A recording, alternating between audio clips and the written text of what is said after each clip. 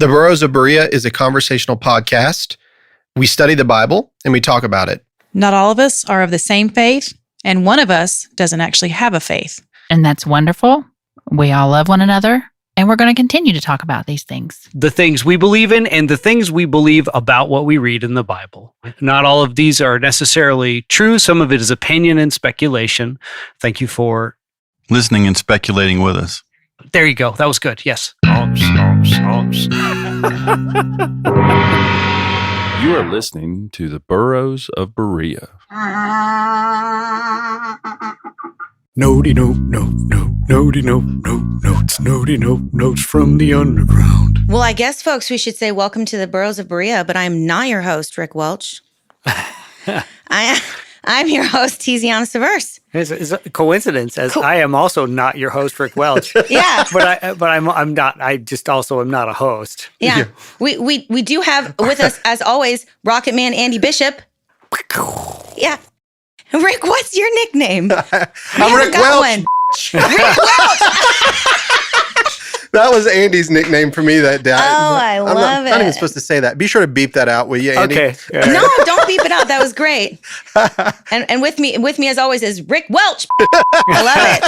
I love it. You are momming so hard. I am momming super hard. I'm actually momming so hard. I'm about to mom a second time. You're about to mom twice as much. Yeah, my momming's about to double. I am 36 weeks pregnant on Monday. Wow. And so my doctors are already like, I'm supposed to go in for an ultrasound Tuesday, and they're going to start talking about when can we evict this little baby. Wow. She's overstayed her welcome. That's great. just what you get for being 41 and pregnant, because that's technically a geriatric Wait a minute. pregnancy. Technically, she's actually a host. Yeah, I'm technically actually a host. You are a host. And I am a host. parasite. Yeah. Yeah, that's fun.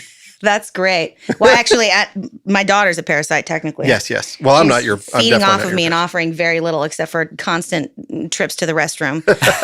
she's dropped. For those of you that don't know what that means, and the baby, when they get ready to be born, will like sort of start traveling downwards, you know? So before, she's just sort of like lived up under my ribs and kind of been sucker punching my lungs for the last 9 months.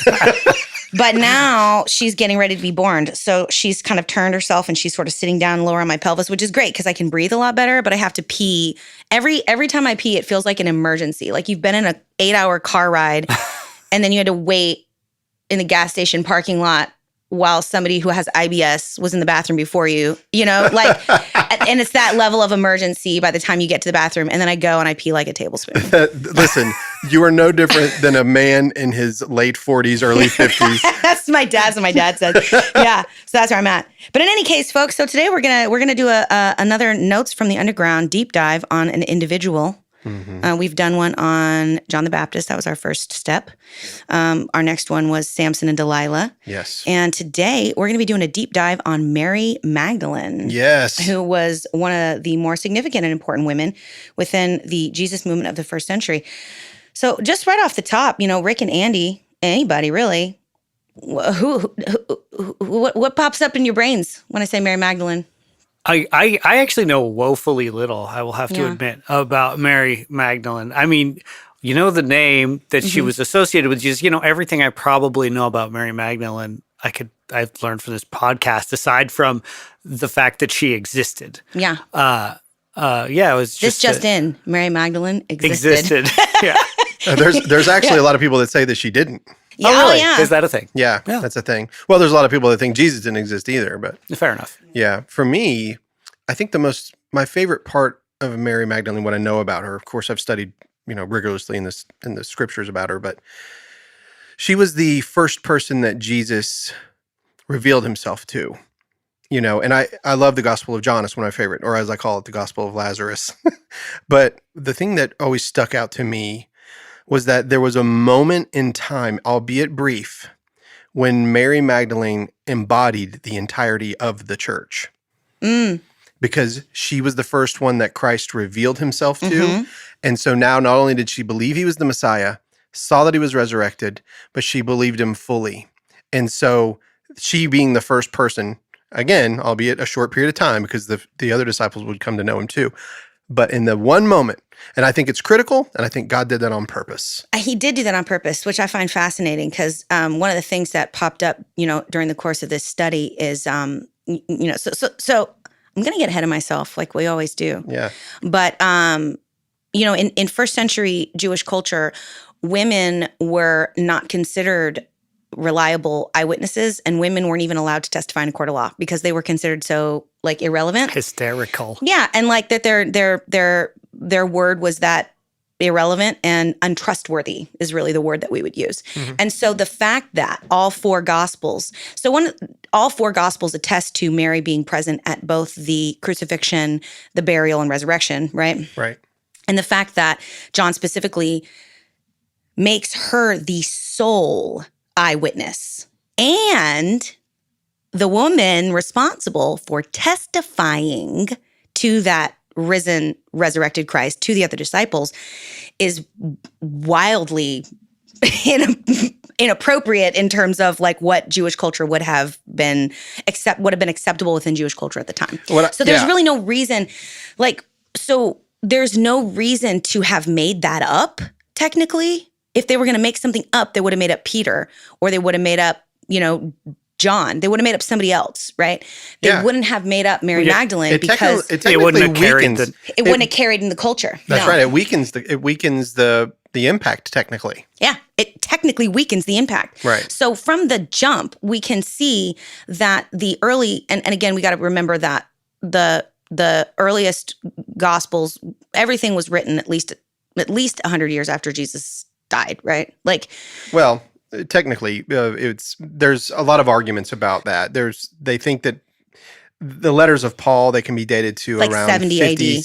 60, and then the Gospels around that same time period. 60. Yeah, so but there's a lot of there's scholars contest that all the time. There's all these kinds of discussions, but so we're talking about the Gospels. These Gospels were written at the very earliest 20 to 30 years after the events themselves actually occurred, at the absolute earliest. Yes. So within that time period, the fact that this chunk of the story had remained steadfast and solid and consistent. And the other thing to keep in mind about the four Gospels. So, and we're going to get into, this too, Apocrypha. There was tons of Christian writings that were circulating in the first and second century. When the Bible sort of coalesced the New Testament into what it is, there was they took all this kind of wide, vast array of materials and sort of like whittled them down into what we could create as a fundamental doctrine that we could kind of like streamline this religion and make it make sense because it was having different flavors in all these different parts of the world that it was cropping up in, right? So we wanted to create some homogeny also because they wanted to use it as a political tool, but that's neither here nor there today. So the reason that there's four Gospels is because there were different communities that these in particular Gospels were floating in and around. And they didn't want any part of the larger Christian community to have their particular Jesus story left out. They wanted everybody to be included. And they wanted everybody to feel important. And they wanted everybody's version of the story with whatever language they would use. Some people maybe say a grass mat because that was culturally relevant in like Galatia. But, people that were living more in northern Egypt would have said like, a mat made of reeds. Like technically it's still it's the same part of the story, but like that language made sense to that particular region of Christianity. So they included all four Gospels because they wanted the diversity. Yeah. And the fact that one of the only consistent details in all four is the presence of Mary Magdalene at the resurrection, crucifixion, and burial. It's written at a minimum 30 years after the events took place. That attests to her relevance, her importance, and how much she meant to Jesus and how much he meant to her. Yeah, in some literature, she's called the Apostle of the Apostles. Well, and it's not even just literature. Pope Francis, in 2016, elevated her feast day, which is July 22nd, which is supposed to be the day of her birth. That's right. Elevated it from like a celebration day to like a day of feast and required that be her name, that she's now referred to as Apostle to the Apostles. Oh. And it's because in John, Jesus gave her the good news. She was the first person to be given the good news. Hey, go tell those dudes, I'm gonna head up to see Papa and I'm gonna be back. Yep. Go let him know. So she was actually the original bearer of the good news of the resurrection of Jesus Christ. So she was the first apostle of the apostles. That's exactly right. That's awesome. So how'd she turn into a prostitute, y'all? That's what I want to know. That's a good question. The Pope. Yeah. Because if we think about it, like, so Mary Magdalene most frequently is thought of and referred to as a loose woman, right? She's a woman of ill repute. Just kind of looking at some of the stuff that has cropped up with her. One of the other ones that her and Jesus were lovers. And that's not something that Dan Brown made up for the Da Vinci Code. No. That was something as early as That's something early he as found in 1209. he found it in his research. Yeah. He found it in his research. So that comes from several. There's one apocrypha writing.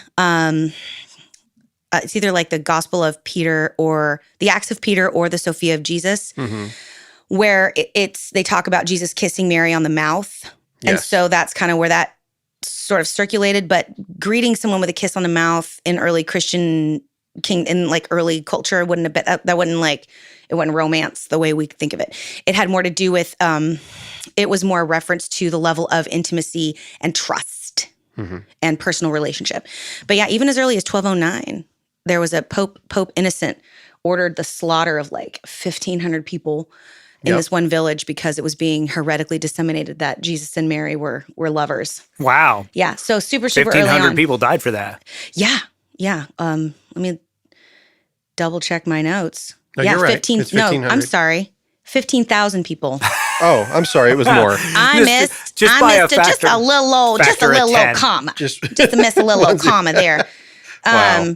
But so then as time wore on, and we start talking to like the Middle Ages, you start seeing in Renaissance and medieval art, you start seeing her depicted as like a vain woman and a rich woman. And, that's when they start really like, you start seeing a real heightening of this idea of Mary as this like lascivious prostitute of a person.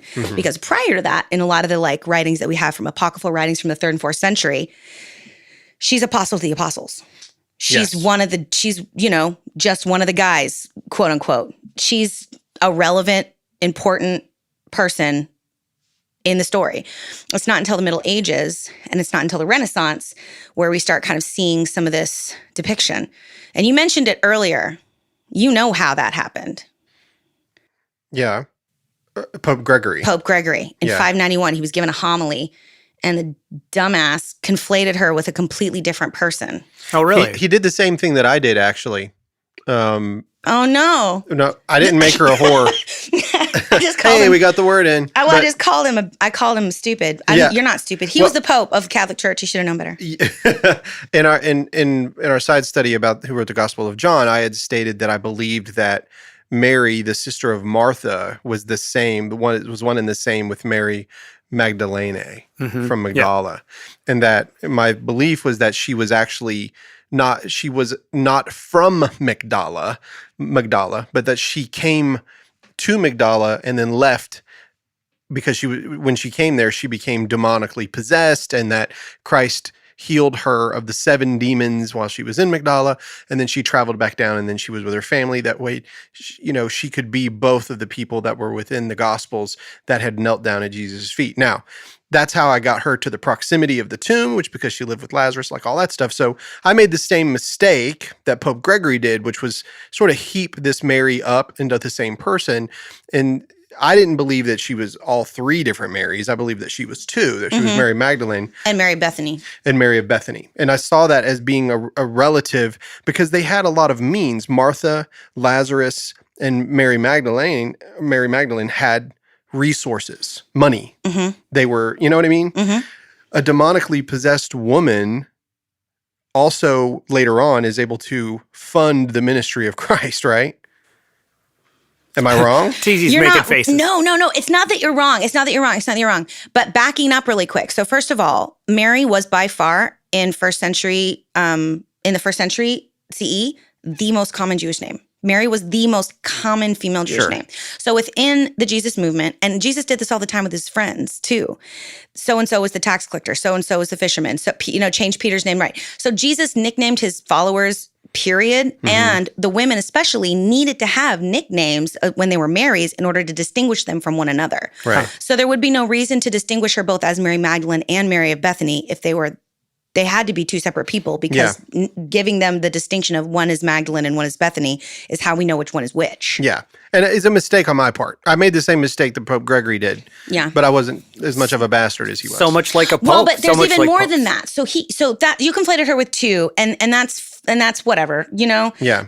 But he conflated her. So culturally, Pope Gregory in 591 says that she's a prostitute.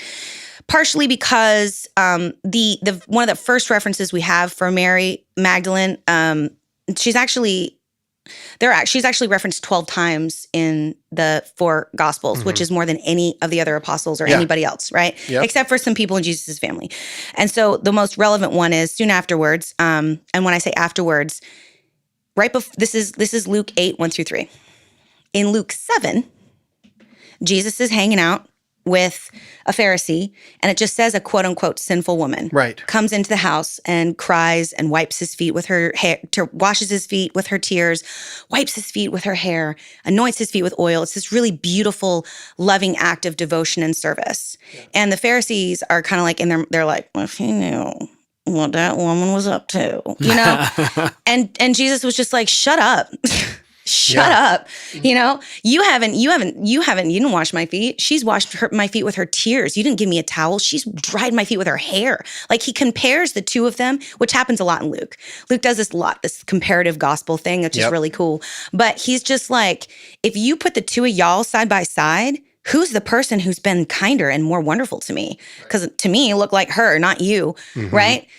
2 things. Number 1, sinful could mean any old thing. That's right. Sinful means any old thing in the whole wide world. It could mean demonically possessed. It could mean demonically possessed. It could mean that you just didn't go to temple. It could mean that you didn't honor the Sabbath. It could mean that... I mean, isn't sinful... isn't there this thing in Christianity about how you're all kind of sinful until you're... Yeah, it is. It's just within the context of the New Testament, when they say it in this regard, it's a special meaning. Okay. It means... For a Pharisee. Exactly. Okay. Especially because sinful in regard to upholding the law. When it's referenced in the New Testament, right? So there's so immediately, though, we jump to the assumption that she was a prostitute. Because if it's a woman, right? If it's a woman and she's sinful, it can only mean that she had that she was. There's only one way to do that. There's only one. Because women are so simple, they've only got one trick in their bag. Yeah. Yeah. That's it. It's not true, but in a way, it's not true at all. But and I know that it's portrayed that way. But that is a really good trick. It works every time on me. Oh, Jesus. Great trick. I wish it worked every time on me. Anyways, man.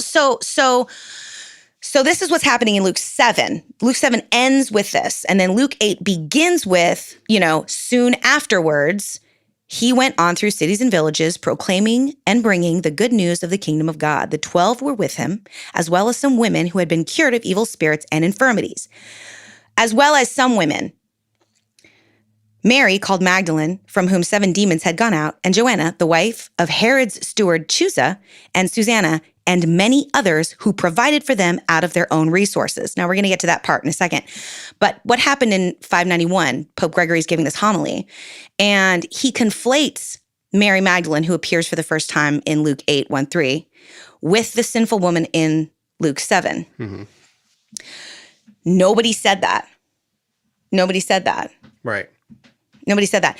Nobody said that's how Jesus met Mary Magdalene. She remains unnamed, I assume. She remains unnamed. But Mary Magdalene never goes unnamed.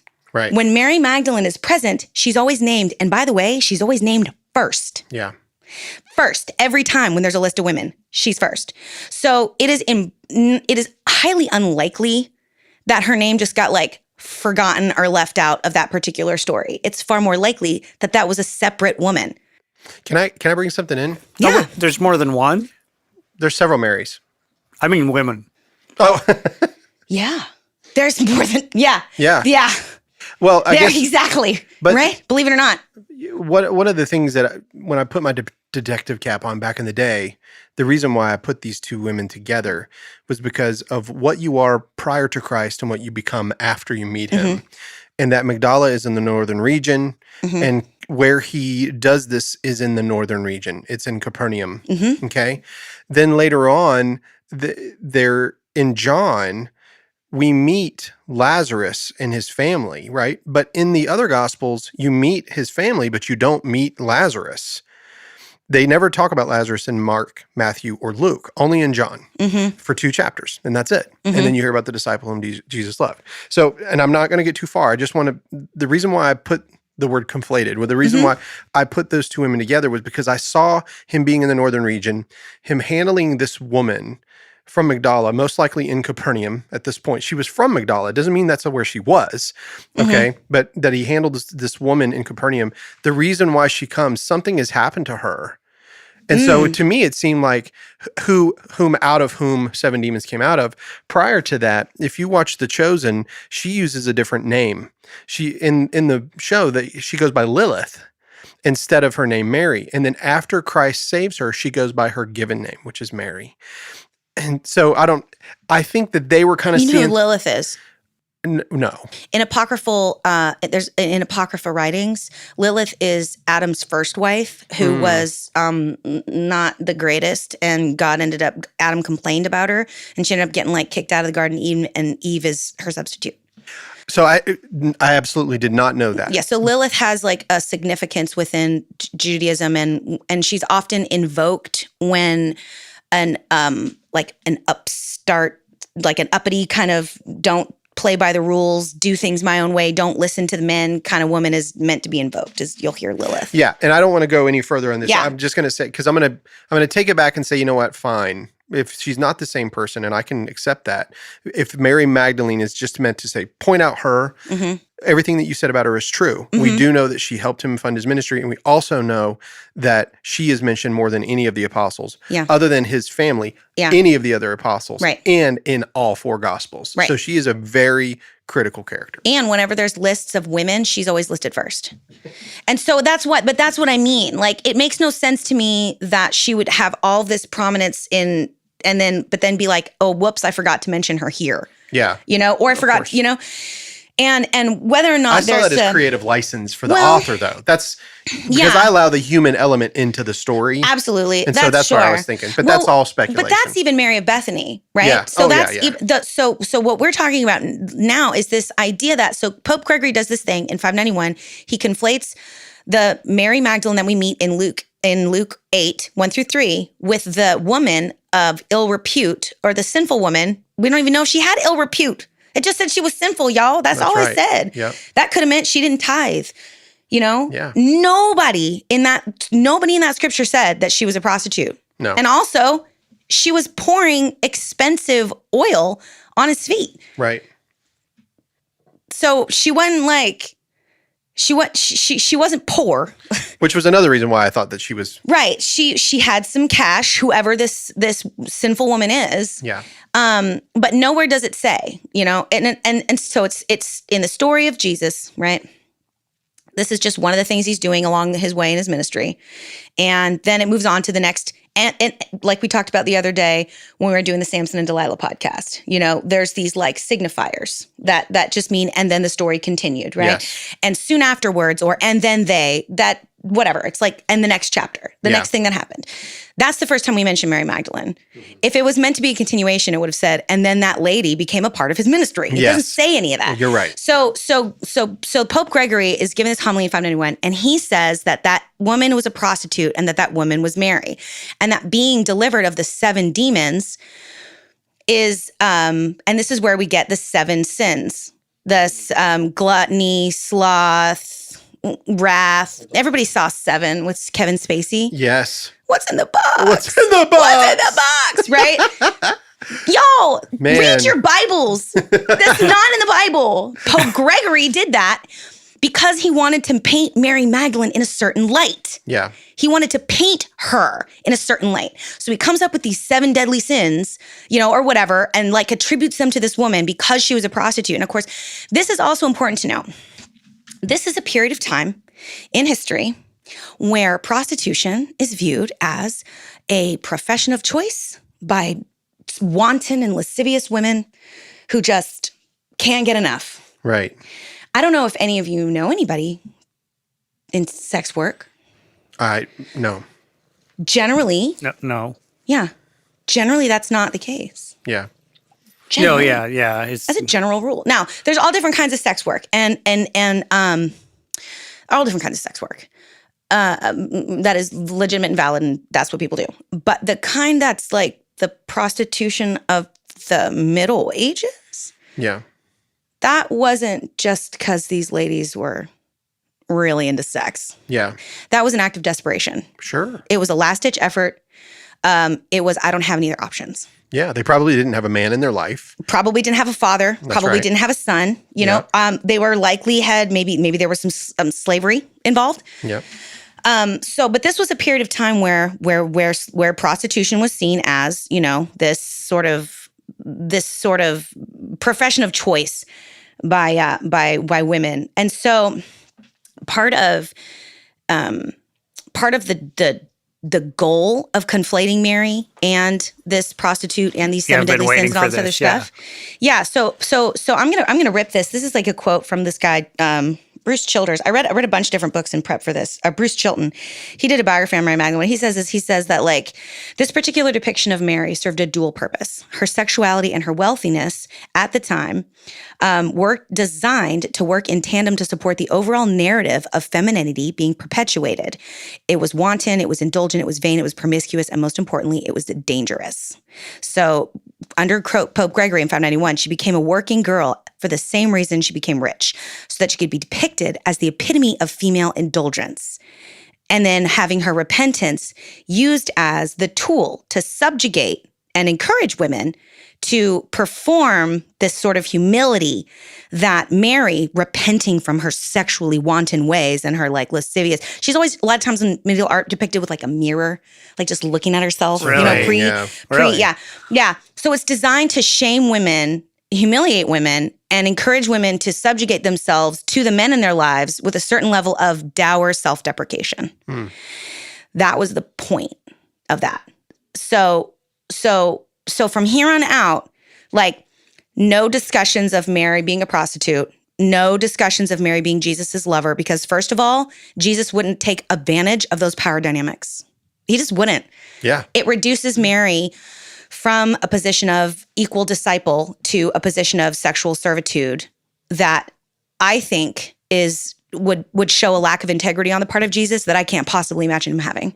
It looks to me like this is what it was like for women prior to Jesus. And then Jesus arrives, sets it straight, leaves, and then the men start their crap all over again. It's like this was the moment when Jesus put women in such a high position in his ministry. Yeah, like a lead by example thing that didn't disseminate quickly or far enough. Right.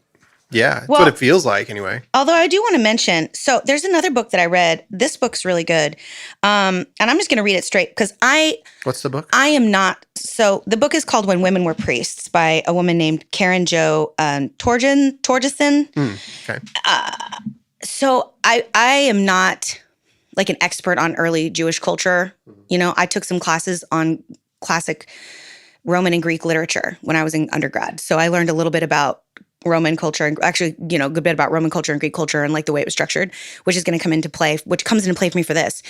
But, and all Jewish culture, Roman culture, and Greek culture that were all kind of like intermingling at the time, right? So you have to kind of keep that in mind and pull certain pieces out and be like, oh, well, that makes sense because that culture did things this way. But one of the things that we run into is like, what was the role of women in Judaism and in early Christianity? And she says that, so in this book, says women leadership in synagogue services was nothing extraordinary. It is well attested by inscriptions. So Bernadette Bruton's study of 19 Jewish inscriptions shows that women held the offices of ruler of the synagogue, elder, priest, and mother of the synagogue. An inscription from Smyrna reads, Rufina, a Jewess, head of the synagogue, built this tomb for her freed slaves and the slaves raised in her house. No one else has the right to bury anyone here. Another from Crete reads, Sophia of Gorton, elder and head of the synagogue of Kizamos, lies here. The memory of the righteous one forever. An inscription for a Jewish woman bearing the title of priest reads, O Marin, priest good and a friend to all, causing pain to no one and friendly to your neighbors, farewell.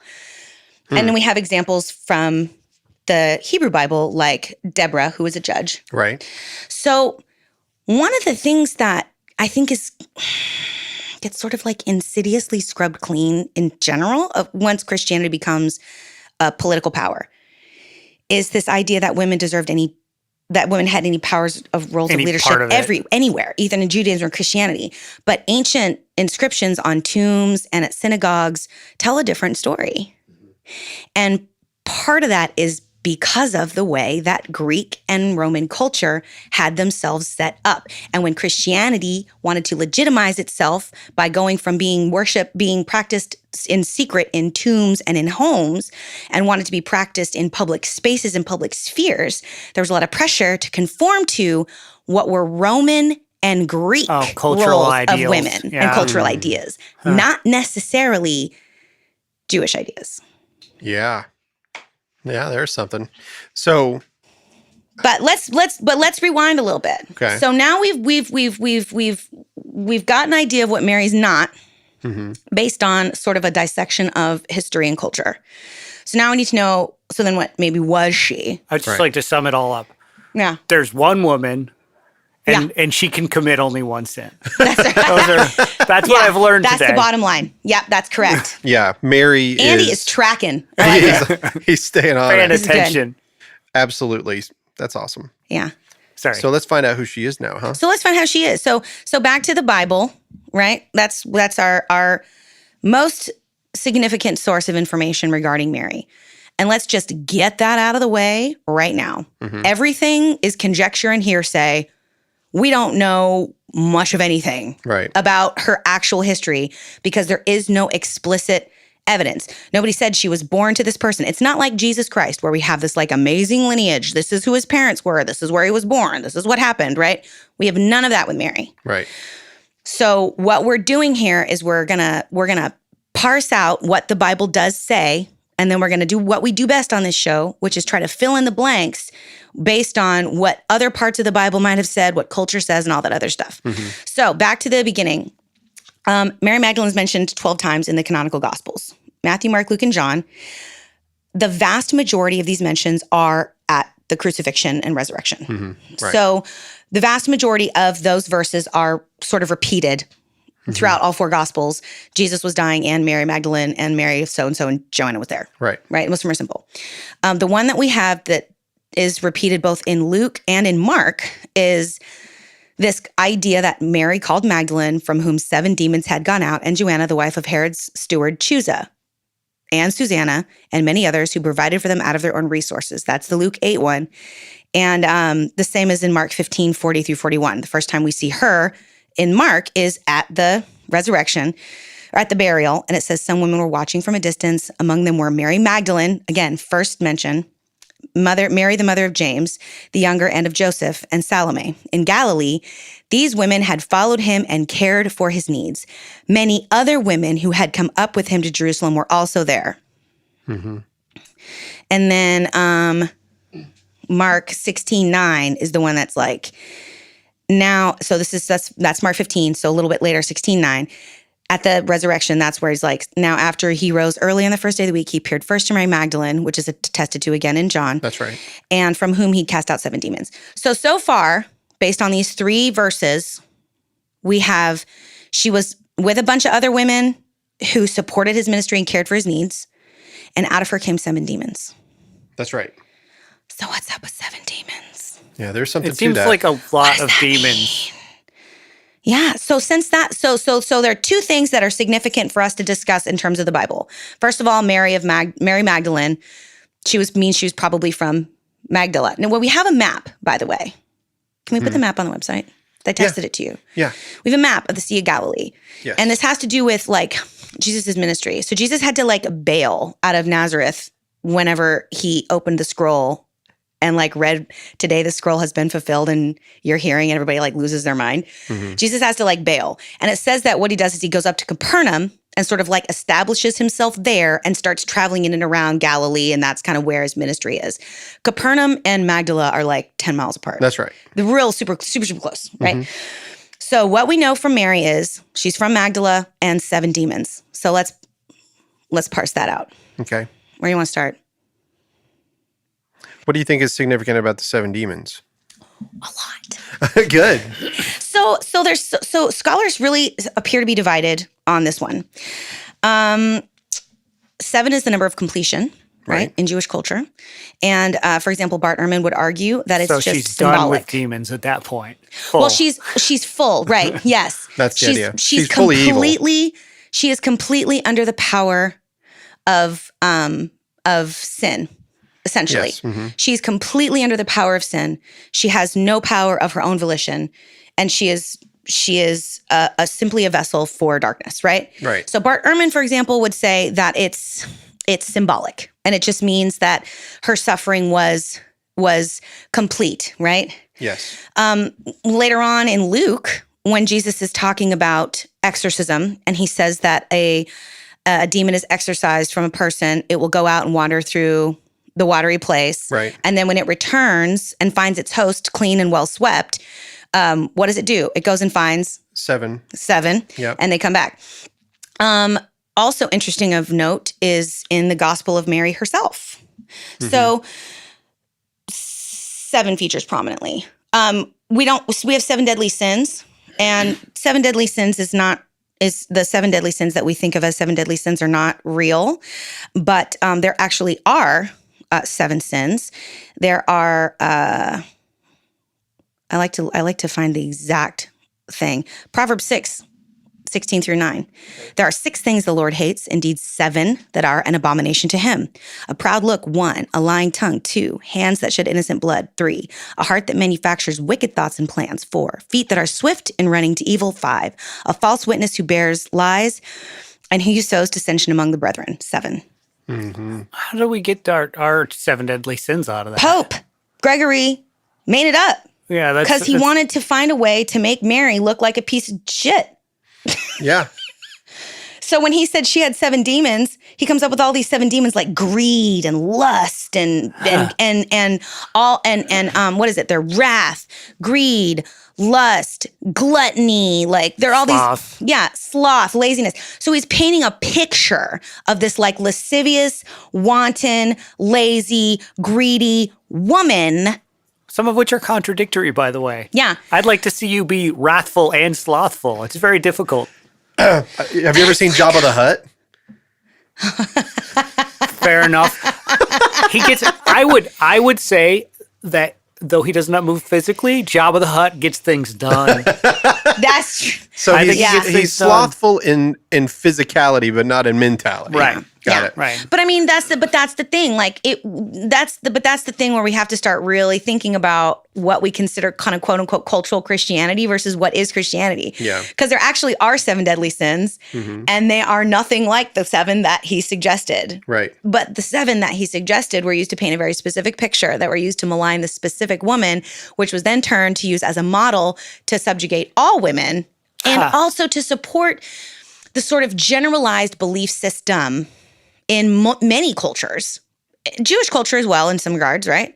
That women were just kind of like less than. They weren't as smart as men. They weren't as good as men. They didn't have the same, they literally didn't have the same mental and spiritual capacity as men, which is what makes, again, Jesus so rad. Yep. Because when Martha's like, go tell my sister to get off her butt and quit listening to you talk and help me cook in the kitchen. Jesus is like, no way. Every time you say Jesus is rad somewhere, an angel does a kickflip. Kickflip. Yeah. I better say it a lot then, because I can just imagine like a whole slew of angels kickflipping. Jesus, rad. Yeah. And It's like a Bruce Lee montage now in my head of angels. Yep. I like where you're going with the 7. I'm just curious, like, from the biblical perspective, all right, Yeah. let's take the Pope out of it. Let's take all of it. Yeah. Why was it in the Bible to begin with? Like, is it just, it's just 7, or is there a meaning to it? Well, that's what I don't know. See, that's the thing. I don't know that we know. So what I'm doing is I'm looking at other places in the Bible where 7 is used as more of a placeholder for an idea. I think you already described it. I think I think biblically you've already broke it down for us by using what Jesus said about swept the house and bringing the 7. Yeah.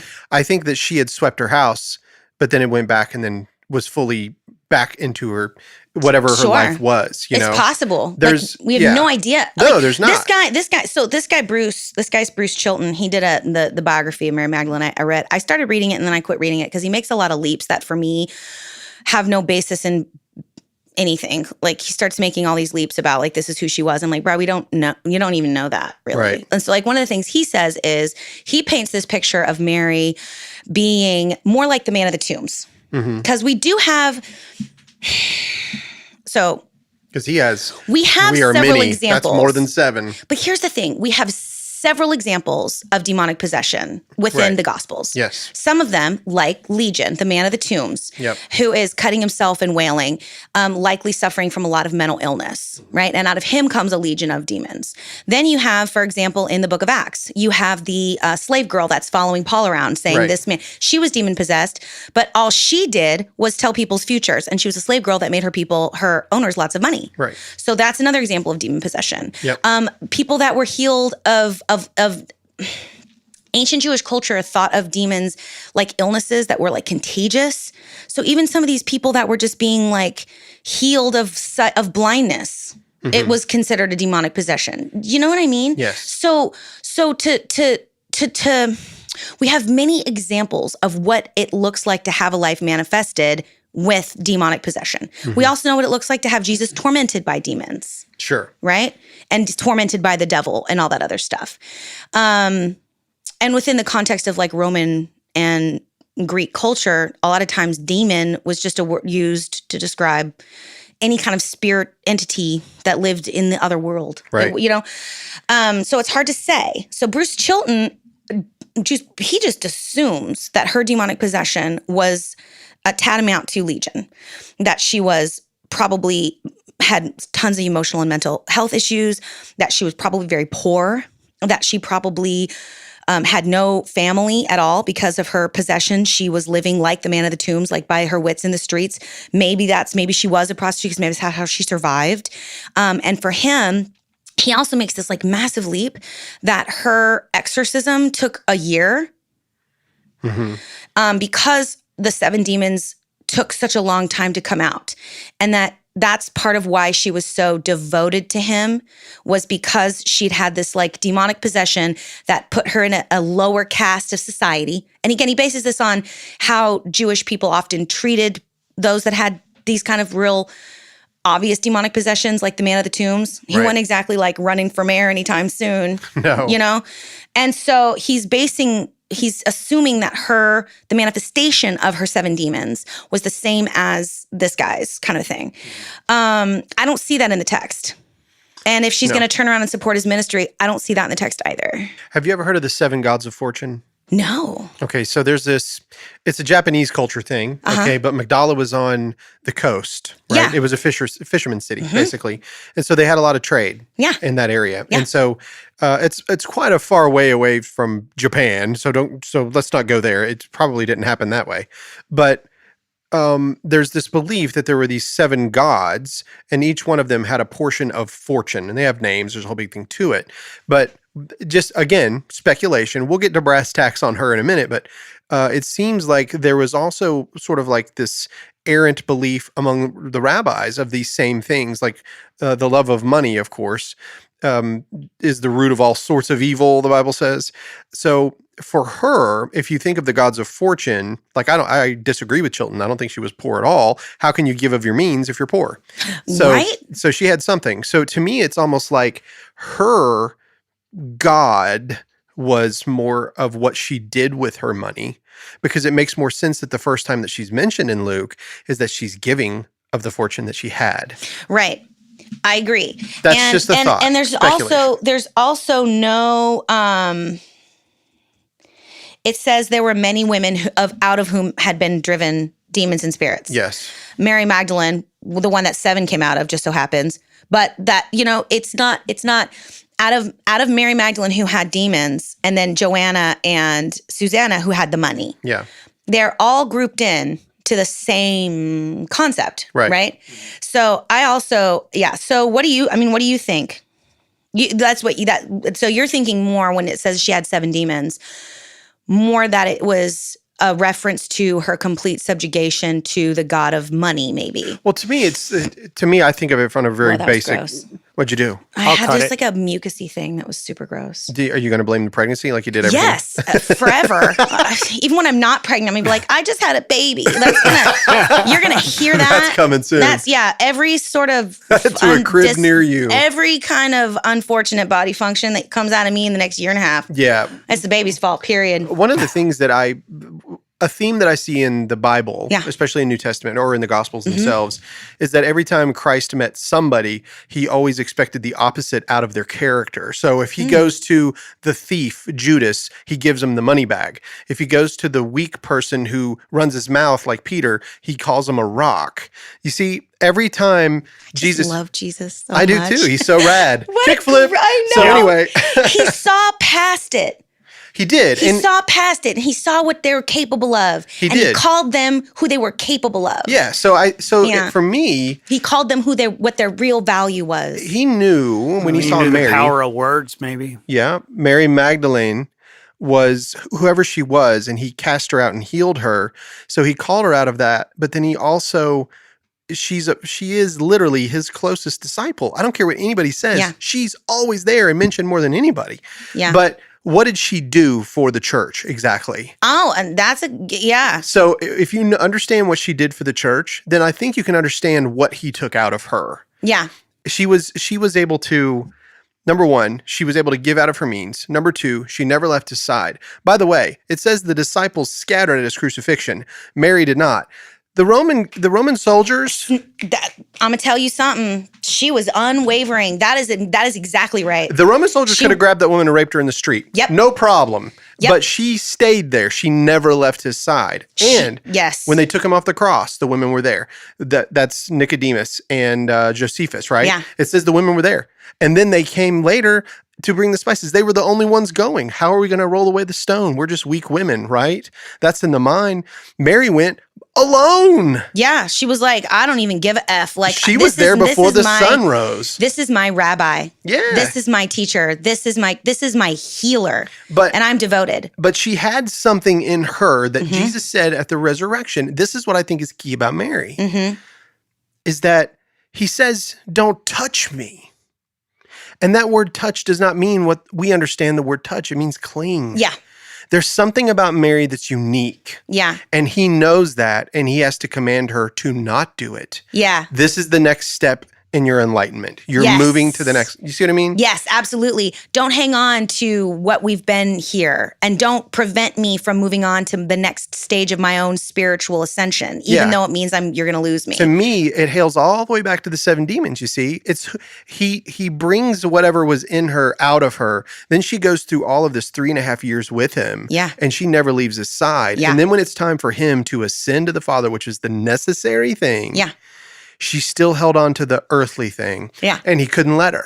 And she didn't. And therefore, that's why she's remembered 2,000 years later. Yeah.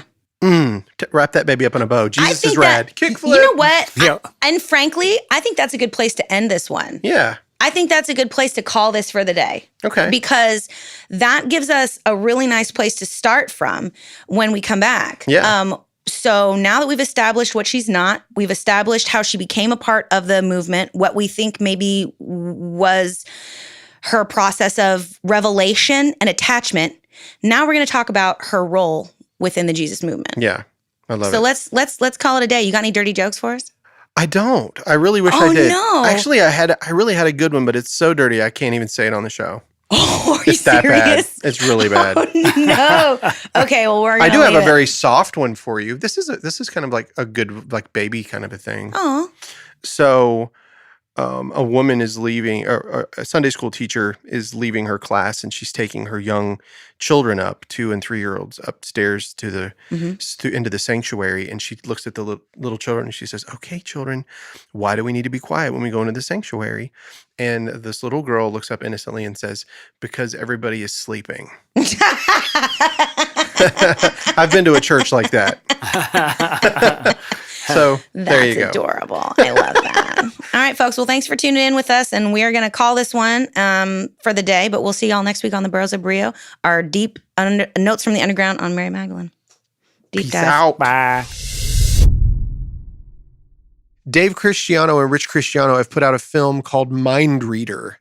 That movie comes out October the 25th.